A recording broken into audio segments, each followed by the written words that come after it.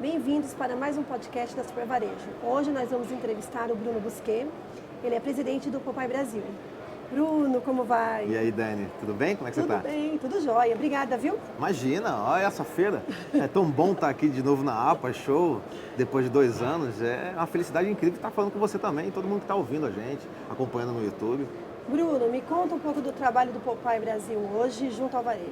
Olha só, a gente sabe que o Popeye Brasil é uma associação sem fins lucrativos e que ela permeia todo o ecossistema do varejo. Então a gente tem dentro de indústria, varejista, agências, fornecedores, integrando a melhor jornada, tornando essa jornada mais fluida, com muitas coisas de educação, com muito network, trazendo também possibilidades de integração de network para eles poderem trazer mais novidades. Então a gente faz eventos construindo isso. Então tem muita coisa que o Popeye faz e a gente também está lançando agora, daqui a pouquinho, a plataforma de educação. Então tem tanta coisa e tem tanta coisa para acontecer ainda, Dani, que a gente vai ter que fazer um podcast só de o que vai acontecer do Popeye. Quando a gente pensa em marketing no PDV hoje, em que momento nós estamos no Brasil, né, nessa estratégia? Depende muito, Dani. O Brasil tem vários Brasis. E aí, se a gente for pegar a região sudeste, ela está mais integrada, ela está mais digitalizada, tem várias plataformas que conseguem fazer marketplace, integração de jornada muito mais rápida, um delivery em 10 minutos, 12 minutos. Mas quando você vai para o interior do país e vendo outras coisas e outras ferramentas, você consegue ver que o público é mais direcionado para algumas práticas mais tradicionais. E é óbvio que a digitalização no Brasil acontece na maioria das cidades, mas os hábitos e a cultura são locais. Então isso é muito adaptável. Então, para a gente poder viabilizar uma entrega, a gente tem até pesquisa última de Insight Shopper que a gente lançou no último mês, mas para valorizar as entregas tem que perceber que os estados e as categorias relevantes são muito fundamentais para cada tipo de resultado. Você percebe que o varejo hoje, ele entende, o supermercado entende a importância de comunicar bem o que ele faz no PDV, dessa integração, né, com a própria indústria, enfim? Eu tenho certeza que a gente tem... Vamos começar por um outro ponto, né? A gente tem, na maioria das vezes, supermercados de muito tempo, de família, tradicionais, que tem uma cultura de que, às vezes, trazer a inovação para dentro do ponto de venda, através do marketing, da comunicação, da digitalização, da integração de jornada digital. E quando eu falo de integração de jornada digital, eu não estou falando só de uma plataforma de e-commerce ou uma plataforma de CRM. Eu estou falando de que toda a população brasileira, hoje, ela tem um ponto de interação digital, não importa onde. Então, trazer esse mindset é mais complicado. Porém, contudo, entretanto, tem vários exemplos no Brasil inteiro de pessoas mais jovens, da família mesmo, construindo essas relações e construindo essa visão e trazendo resultado. Por quê? Porque o público mudou. Não dá para atingir o mesmo público, e falando numa expectativa de vida do brasileiro que cresceu, mas a integração de outros tipos de público, outras gerações na área de venda, no digital, e seja lá como for a plataforma de pontos de interação que o varejista vai ter, não dá para questionar que esse público mudou.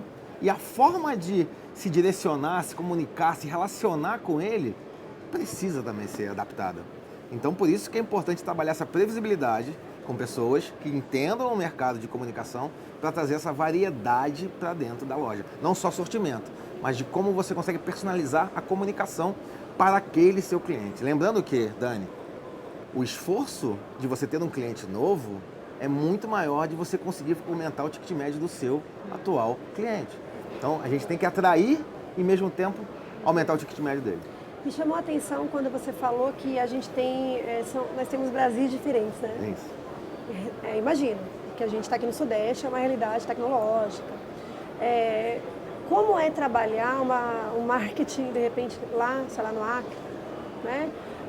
Nossa, eu imagino como vocês conseguem e como trazer todo mundo para o mesmo nível, né? Isso vai demorar, né, para acontecer, imagino. Na verdade, não, porque tem alguns expoentes. Por exemplo, além do presidente do Popeye Brasil, eu faço a mentoria de inteligência criativa na Driven. E lá a gente atende vários clientes regionais. E aí o que a gente leva é essa qualidade de jornada, de uma jornada única e fluida entre todos os canais. E, obviamente, trabalhando a regionalidade. Então, o que dá de valorização? Qual é o tipo de persona? Qual é o tipo de construção de relação, de jornada que a gente consegue localmente? E aí você vai adaptando, porque você vê movimentos de carro de som, publicidade estática, você vê publicidade de massa em muitos cantos do Brasil. Muito maior do que no Sudeste, que vamos falar de São Paulo, por si só. E aí, como você adaptar? Porque, por exemplo, um grande varejista no Nordeste, ele tem um fluxo de comercial de TV muito grande, mas ele já entendeu que isso não está gerando tanta demanda, porque ele não tem mensuração. Ele já entendeu. Então ele quer migrar aos poucos, para uma jornada mais personalizada, uma jornada mais one-to-one com o seu cliente. De onde ele está? No celular. Nossa, entendi. Viu, Bruno? E quando se você pudesse me dizer assim, existe uma fórmula? Quais são os passos para realmente o varejista falar, não, eu tenho marketing, funciona, eu consigo atingir, eu consigo aumentar meu ticket médio. Existem alguns passos a serem seguidos? Na hora que você pensa numa estratégia de marketing aí no PDB? Toda a estratégia ela vai ter que ser permeada pela localização, quantidade de tamanho de loja, sortimento, estrutura, logística, o que ele quer de capilaridade, onde ele está num índice de maturidade digital. Difícil você falar sobre uma estratégia única. Uma estratégia única, talvez você tenha pelos principais key accounts do Brasil. Mas mesmo assim, com a onda e a pulverização dos ecossistemas, desses grandes varejistas, você consegue ter estratégias diferentes de acordo com o tipo de empresa que ele tem dentro do ecossistema. Então, tudo tem que ser consultivo, tudo tem que ser tailor-made.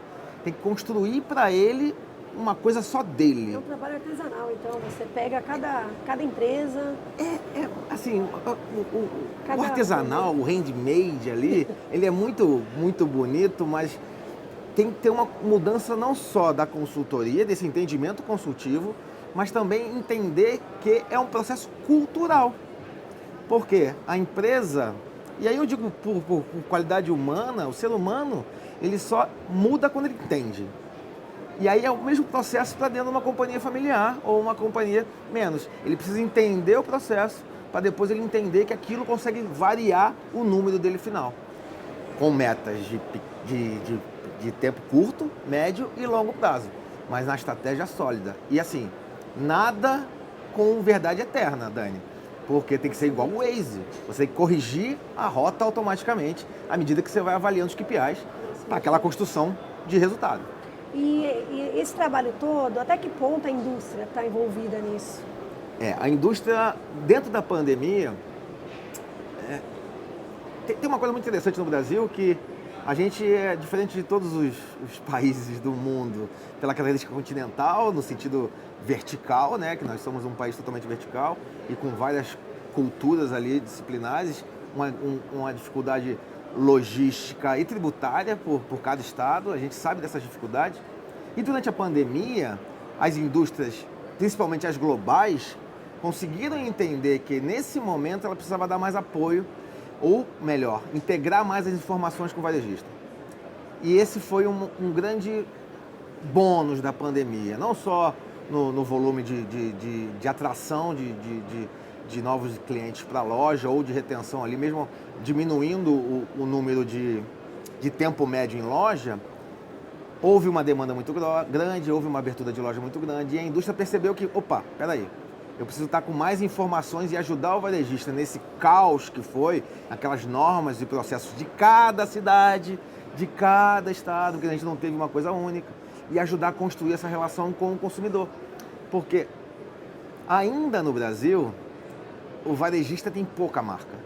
Quem tem marca é a indústria, ainda no Brasil. Mas tende-se a mudar, porque os varejistas estão entendendo que o cliente não é da indústria, o cliente é dele. Então, a partir daquele momento ali, ele consegue trabalhar a marca e o relacionamento. Tudo isso com input de dados para um output de decisões para o varejista. Qual a maior dificuldade? Onde que vocês encontram a questão tecnológica, eu entendi, mas, por exemplo, nessa cooperação, nessa varejo, indústria... Hoje eu não vejo tanta dificuldade. Antes tinha, sabe? Porque a indústria entendia que ele tinha que jogar com vários clientes e os varejistas entendiam que tinha que jogar com várias indústrias. Ao ponto de que o único ponto de interseção, que era o cliente, o consumidor, não sabia como atuar. Então, cada um tinha um modelo de estratégia. Hoje as estratégias são mais integradas. Então, se eu tenho um lançamento de produto, se eu tenho uma oportunidade de um calendário sazonal, eu consigo trabalhar junto com a indústria. E isso é muito bom. Para finalizar, Bruno. Não finaliza não, Dani. Tá tão legal aqui, gente. Pede o número 2. Então tá. Então, fique à vontade. Então, enfim, se você pudesse falar, nossa, o que vai nortear o trabalho do Popeye Brasil ainda esse ano? Quais são os objetivos? O que vocês pretendem aí junto ao varejo? A gente se aproximou cada vez mais do mercado. A gente construiu conteúdos e tem 3 coisas muito importantes que na minha apresentação do Mundo Drica eu deixei claro lá, que era o tom de voz, a maneira que a gente fazia o conteúdo e como a gente fazia o modelo de conversão. O que é o Mundo Drica? Sua pergunta. Pois é, estava na minha pauta. Estava na sua pauta. Pois é. Não, então, mas o que acontece? Isso é muito importante. Nos explique. Primeiro eu quero agradecer aqui a Super Varejo e Carlos Correia e o Fabiano por terem me convidado para ser o mediador e palestrante do painel do auditório de experiência de compra. Eu fiquei muito orgulhoso, tá? Sabe aquele sonho de profissional? E é verdade, tá? Assim, eu falei isso no palco para todo mundo que estava na plateia. Eu já palestrei, já fiz tanta coisa em tantos lugares do Brasil e no exterior, mas eu nunca tinha estado no palco da APAS. E eu estou nesse mercado há mais de 20 anos e sempre foi um desejo meu, sabe? Então, todo profissional tem que ter uma meta, tem que ter uma conquista ali, mesmo que para... É óbvio que a APAS o APAS Show e a APAS como associação é uma representatividade enorme no Brasil, mas mesmo que você tenha tido outros palcos maiores, você tem aquela questão pessoal do que você quer conquistar, que você carrega quando você começa num tipo de mercado. E eu agradeci a todo mundo lá e fiz essa referência à APAS. Então, o auditório de experiência de compra está sendo fantástico. A gente está construindo isso daí com uma relação com vários marketplaces, com indústria, com dados, com fornecedores trabalhando ali. Essa integração que o Popeye faz. E também fui convidado para falar do Mundo Drica, né? Não vamos finalizar. Porque eu estava cansado, tá, Dani? Eu estava cansado dessa... Eu sou um estudioso, eu não sou antropólogo, eu não sou nada disso, mas eu sou um estudioso do mercado e adoro questionar. Adoro ver as possibilidades, ou o que ninguém está falando, ou o que está construindo. E esse norteia muito a minha presidência do Popeye. O que acontece? Estava cansado do VUCA, sabe? Uma teoria que, poxa, veio no início dos anos 90, com o final da Guerra Fria, a queda do Muro de Berlim. A gente, como empresa, como mercado, vamos falar assim, a gente adotou isso em 2018. O James, em 2018, na verdade, que é um antropólogo americano, ele pega o VUCA, o acrônimo do VUCA, que é volátil, tudo isso que a gente já sabe, que é bem antigo, e transformou no BUNNY.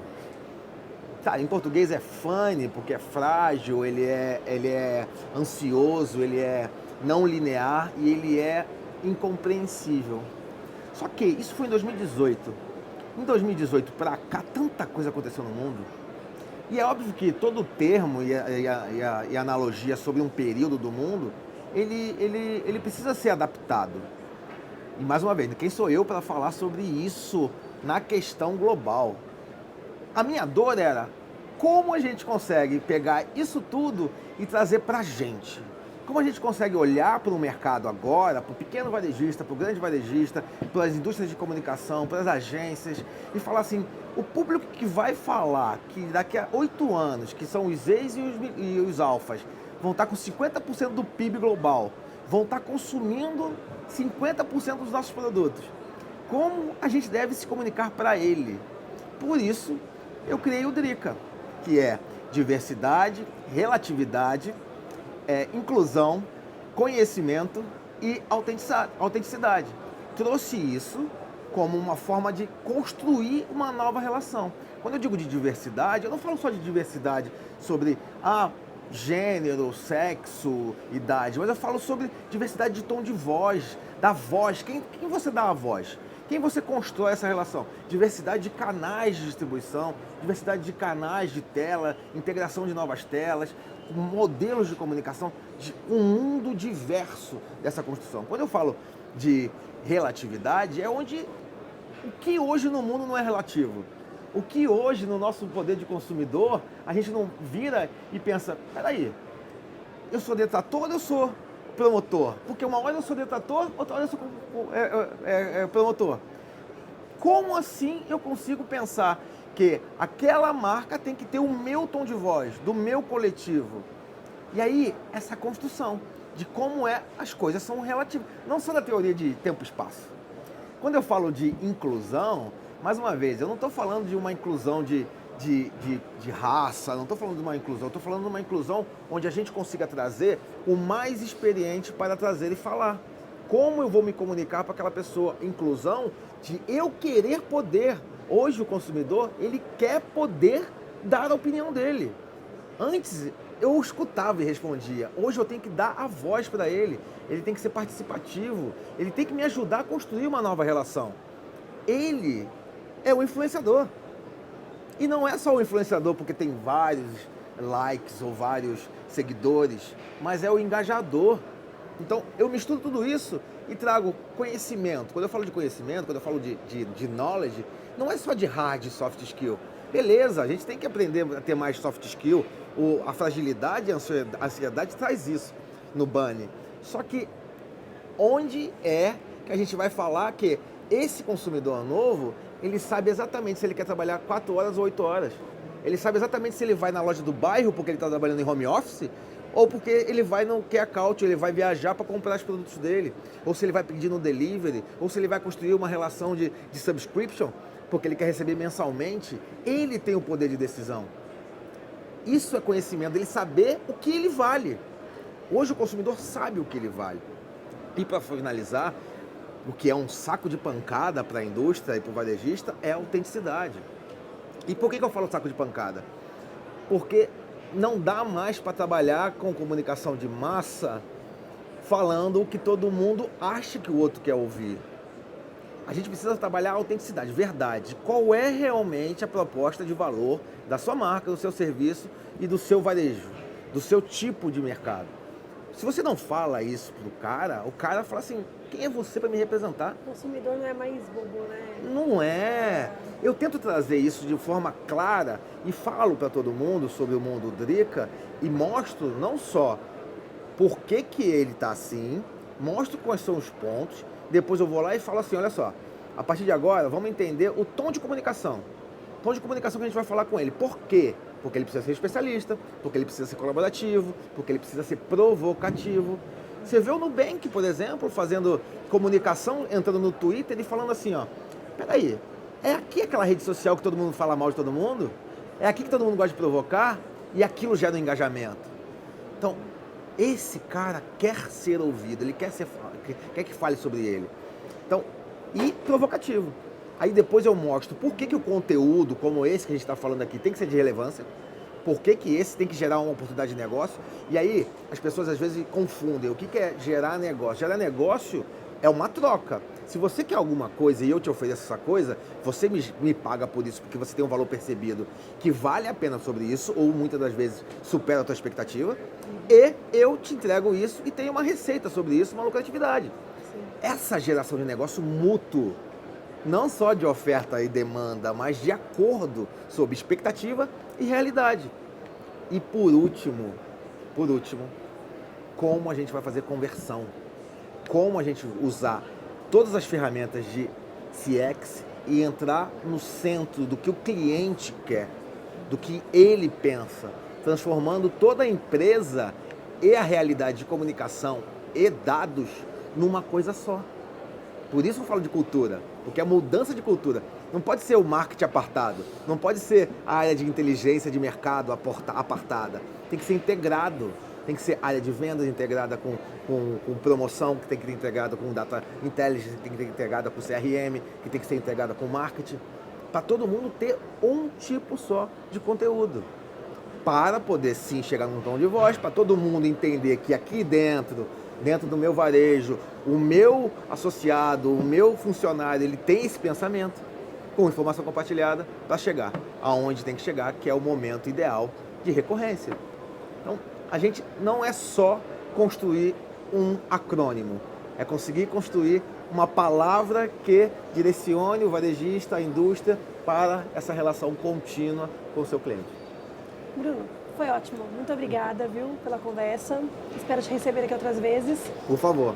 E até a próxima. Com certeza, Dani. Eu vou te agradecer. E ó, gente, desculpa, bati no microfone. Acompanhe Super Varejo, vai acontecer mais coisas. A Dani me contou um monte de coisa aqui, eu tenho certeza que vocês vão adorar. Não tchau, percam, tchau. viu? Não percam essa conversa no nosso podcast, tá bom? Até mais.